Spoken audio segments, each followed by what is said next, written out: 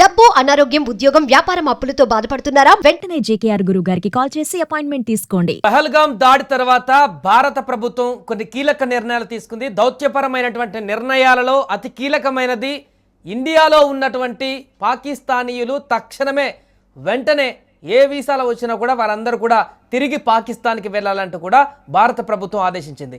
దీనిలో భాగంగా కొంత ఆపరేషన్స్ కూడా అన్ని రాష్ట్రాలకు సంబంధించినటువంటి అధికారులకు కేంద్ర ప్రభుత్వం ఇచ్చినటువంటి డైరెక్షన్స్ నేపథ్యంలో ఎంతమంది ఉన్నారు వివిధ రాష్ట్రాలలో, వివిధ ప్రాంతాలలో, అదేవిధంగా ముఖ్యంగా హైదరాబాద్లో కూడా చాలా వరకు ఇక్కడ ఉన్నటువంటి వీసాకు సంబంధించినటువంటి పాస్పోర్ట్ ఆఫీస్కి సంబంధించినటువంటి వారు, అదేవిధంగా హైదరాబాద్ పోలీస్ కమిషనరేట్కి సంబంధించిన వీళ్ళందరూ కూడా ఎంతమంది వీసాదారులు ఇక్కడ ఉన్నారు దీనికి సంబంధించి అంతా కూడా సెర్చ్ చేశారు.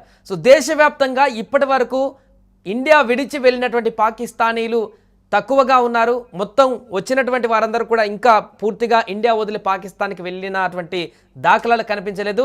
దీంతో ప్రభుత్వం మరొక అవకాశం కల్పించింది.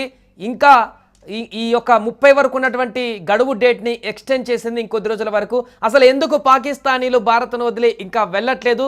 లాంగ్ టర్మ్ వీసా కానీ షార్ట్ టర్మ్ వీసా ఉన్నటువంటి వారు కానీ ఇప్పటి వరకు 700 పైచీలకు మాత్రమే వెళ్ళినట్టుగా, ఇంకా చాలామంది ఇంకా ఇక్కడనే ఉన్నట్టుగా, ముఖ్యంగా కాకినాడలో కూడా 2 లాంగ్ టర్మ్ వీసాతోని పాకిస్తాన్ ఉన్నట్టుగా సమాచారం ఉంది. హైదరాబాద్లో కూడా మరికొంతమంది ఉన్నట్టు తెలుస్తుంది. దీనికి సంబంధించి పూర్తి వివరాలు తెలుసుకుందాం. పాతబస్తీ నుంచి, చార్మినార్ నుంచి మా ప్రతినిధి ప్రేమ్ లైవ్లో మరిన్ని వివరాలు అందిస్తారు. ప్రేమ్, దేశవ్యాప్తంగా 700 పైచీలకు మంది మాత్రమే పాకిస్తానీలు ఇప్పటి వరకు తిరిగి స్వదేశానికి వెళ్ళినట్టుగా గణాంకాలు చెప్తున్నా. ఇంకా చాలామంది ఉన్నారు. ముఖ్యంగా హైదరాబాద్లో కూడా ఇంకొంతమంది పాకిస్తానీలు ఉన్నారు, తిరిగి వాళ్ళు వెళ్ళలేదు. సో దీనికి సంబంధించి ప్రభుత్వం కొంత గడువు కూడా, వెసులుబాటు కూడా మరింత పెంచినట్టుగా తెలుస్తుంది. ఏంటి దీనికి సంబంధించిన అప్డేట్స్ ఏంటి? ఎందుకు మిగతా వాళ్ళు వెళ్ళట్లేదు? ఇంకెంతమంది ఉన్నారు? సాయి, ఇప్పుడు ప్రస్తుతం పహల్గామా దాడి సంబంధించి దాడి జరిగిన నాటి నుంచి కేంద్ర ప్రభుత్వం రోజుకొక నిర్ణయం తీసుకుంటూ పాక్ ను ఉక్కిరిబిక్కిరి చేస్తుంది. ఇందులో భాగంగానే ఏదైతే దౌత్యపరమైన సంబంధాలను కూడా అంతర్జాతీయ స్థాయిలో పాక్ ను ఏకాకిని చేసే విధంగా భారత్ ప్రభుత్వం చాలా విశేషంగా కృషి చేస్తుందని చెప్పొచ్చు. ముఖ్యంగా ఇక్కడున్న ఎవరైతే ఈ ఇష్యూ జరిగిన దగ్గర నుంచి ప్రభుత్వం తీసుకునే కఠిన నిర్ణయాల్లో భాగంగా ఎవరైతే పాక్ మూలాలు ఉన్న వ్యక్తులు కావచ్చు, పాక్ కు సంబంధించిన పౌరసత్వం ఉన్న వ్యక్తులు ఎవరైనా ఇండియాలో గనక ఉంటే వారు ఏ విధంగా వచ్చినా కానీ, అంటే టెంపరరీ వీసాల మీద వచ్చినా, హెల్త్ పరమైన సమస్యల కోసం చికిత్స నిమిత్తం ఇక్కడికి వచ్చినా, విడిది కోసం వచ్చినా, కారణం ఏదైనా కావచ్చు, వారందరూ దేశం విడిచి వెళ్లాలంటూ ఒక హుకుం జారీ చేసిన పరిస్థితి. వారందరికీ నిన్న ఏప్రిల్ 30 తోటే గడువు ముగిసింది. అయితే వారందరికీ కూడా ప్రభుత్వం మరొక అవకాశం ఇచ్చింది. దాదాపు అంటే మనం దేశవ్యాప్తంగా కనుక చూసుకుంటే అఫీషియల్ గా, నాన్ అఫీషియల్ గా లక్షల మంది ఇక్కడ ఉన్నట్లు అనేక ఆరోపణలు ఉన్నాయి. మనం మొన్న చూసాం ఏదైతే గుజరాత్ ప్రభుత్వం చేపట్టిన ఏదైతే సెర్చ్ అయితే ఉందో అందులో దాదాపు 1000 మంది బంగ్లాదేశీయులు ఉన్నారు. అందులో పాకిస్తాన్ కి సంబంధించిన వ్యక్తులు కూడా ఉన్నట్లుగా మనకు తెలుస్తుంది. వారికి సంబంధించిన అక్రమ నిర్మాణాలను కూడా ప్రభుత్వం కూల్చివేయటం మనం చూస్తున్నాం. ప్రస్తుతం ఇప్పుడు దాదాపు మొత్తం 1814 మంది దేశవ్యాప్తంగా వివిధ వీసాల రూపంలో ఇండియాకు వచ్చిన వారందరి లెక్కలు, అంటే అధికారిక గణాంకాల ప్రకారం 1814 మంది పాకిస్తానీలు ఇండియాలో ఉన్నట్లుగా ప్రభుత్వం అయితే గుర్తించింది. వారందరికీ ఒక డెడ్ లైన్ విధించిన పరిస్థితి. మొన్న 30th వరకే వాళ్లకు గడువు విధించింది. అదే విధంగా వారందరినీ అటారీ వాగా యొక్క బార్డర్ నుంచి వారందరూ వెళ్లిపోవాల్సిందిగా ప్రభుత్వం ఆదేశాలు అయితే స్పష్టంగా జారీ చేసింది. వారందరికీ కూడా నోటీసులు కూడా జారీ చేసింది. ఈ నేపథ్యంలో దాదాపు ఇక్కడ నుంచి చాలా తక్కువ మంది మాత్రమే వెళ్ళినట్టు తెలుస్తుంది. మొత్తం భారతదేశంలో 1814 మంది ఉండగా దాదాపు 926 మంది మాత్రమే భారత్ ను విడిచిపోయినట్లుగా మనకు ప్రస్తుతం అయితే తెలుస్తుంది. మొదట మనం 700కు పైగా అనుకున్నాం, ప్రస్తుతం అయితే 926కు ఆ ఫిగర్ వచ్చింది.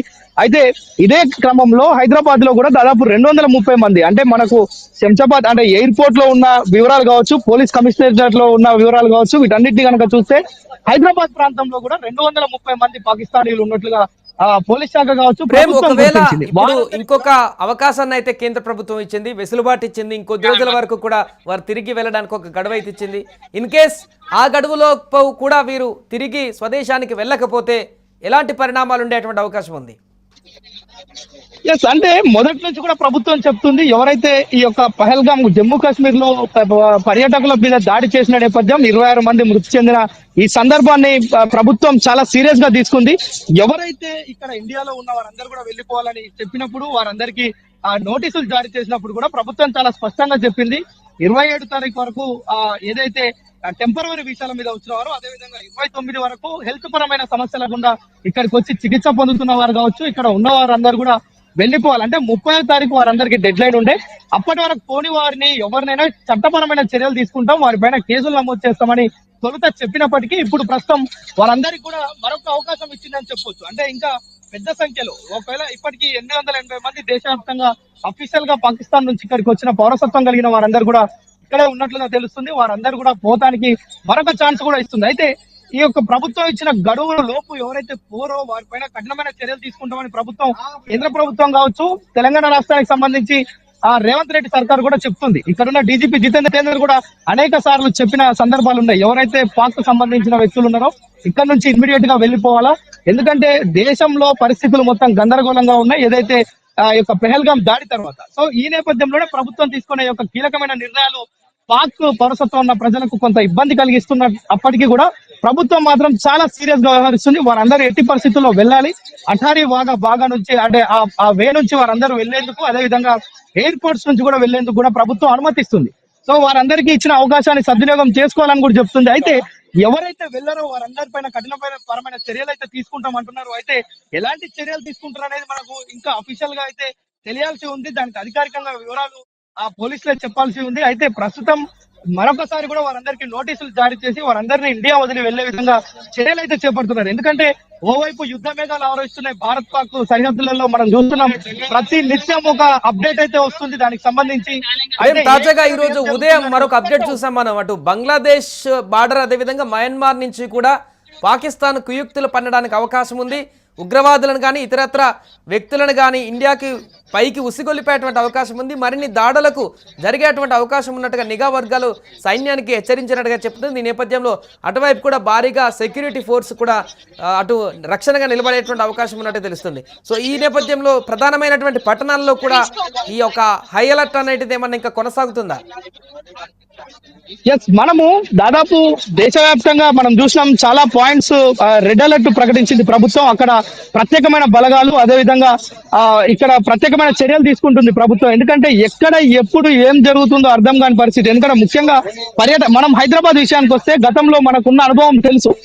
దిల్సుఖ్ నగర్ ఎంతో ప్రశాంతంగా ఉన్న దిల్సుఖ్ నగర్ లో, అదేవిధంగా గోకుల్ చాట్ లో, లుంబిని పార్క్ లో జరిగిన పేలుళ్లు మనందరికీ ఒక అనుభవాన్ని నేర్పాయి. ఎందుకంటే మనం చాలా సేఫ్ జోన్ లో లేము అనేది మాత్రం మనకు అర్థమవుతున్న పరిస్థితి. ఎందుకంటే ఇప్పుడు మనం ప్రస్తుతం చార్మినార్ దగ్గర ఉన్నాం. ఇక్కడున్న పరిస్థితి కూడా చూడొచ్చు. వేలాది మంది ప్రతి నిత్యం ఇలాగే ఉంటుంటారు. అయితే ఇలాంటి జోన్లలో రెడ్ అలర్ట్ ప్రకటించింది ప్రభుత్వం. ఇక్కడ ప్రత్యేకమైన పోలీస్ బలగాలను కూడా ఏర్పాటు చేసింది. ఇలాంటి జన సందోహమైన ప్రదేశాలు తెలంగాణ సంబంధించి మనం ఒకటి చాలా ప్రదేశాలు ఉన్నాయి. దేశవ్యాప్తంగా ఉన్న 24 ప్రాంతాల్లో హైదరాబాద్ లో దాదాపు 3-4 పాయింట్లు ఉన్నాయి. ఆంధ్రాలో 3-4 రెడ్ జోన్లు ఉన్నాయి. ఇక్కడ మొత్తం కూడా ప్రభుత్వం చాలా కట్టుదిట్టమైన ఏర్పాట్లు చేస్తుంది. మరొక విషయం చూస్తే పాక్ మొదటి నుంచి కూడా చూస్తున్నాం, పార్లమెంట్ పైన దాడి జరిగిన నాటి నుంచి నేటి వరకు కూడా కవ్వింపు చర్యలకు పాల్పడుతూనే ఉంది. పక్క రాష్ట్రాలను, పక్క దేశాలను ఉసిగొల్పడం, లేదంటే ఉగ్రవాదాన్ని ప్రేరేపించే అంశాలు మనం ప్రతిసారి చూస్తున్నాం. ఈసారి కూడా అలాంటి వార్తలు వస్తున్నాయి చాలా. అంటే పాకిస్తాన్ చాలా కుయుక్తిగా ఇలాంటి వ్యవహారాన్ని చేస్తుంది అనేది మనకు కేంద్రం కూడా దర్యాప్తు సంస్థలు వెల్లడిస్తున్నాయి. ఎప్పటికప్పుడు దానిపైన చర్యలు తీసుకునేందుకు కూడా కేంద్ర ప్రభుత్వం అయితే సంసిద్ధంగా ఉంది. ఎలాంటి పరిస్థితులైనా ఎదుర్కొనేందుకు భారత సర్కార్ సిద్ధంగా ఉందని అయితే చెప్పొచ్చు.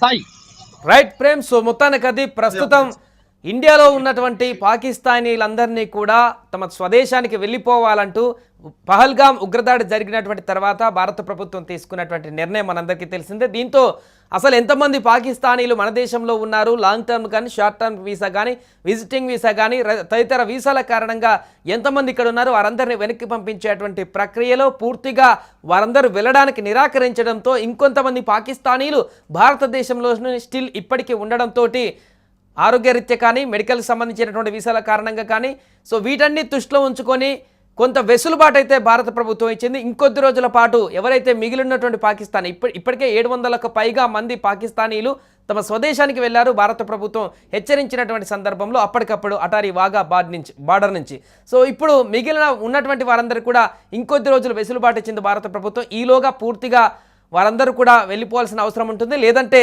ఖచ్చితంగా యాక్షన్ తీసుకునేటువంటి అవకాశం ఉంటుంది. దీని ప్రకారం 3 సంవత్సరాల జైలు శిక్ష కానీ 3 లక్షల రూపాయల వరకు కూడా పెనాల్టీ విధించేటువంటి అవకాశం ఉన్నట్టుగా ఒకటి తెలుస్తుంది.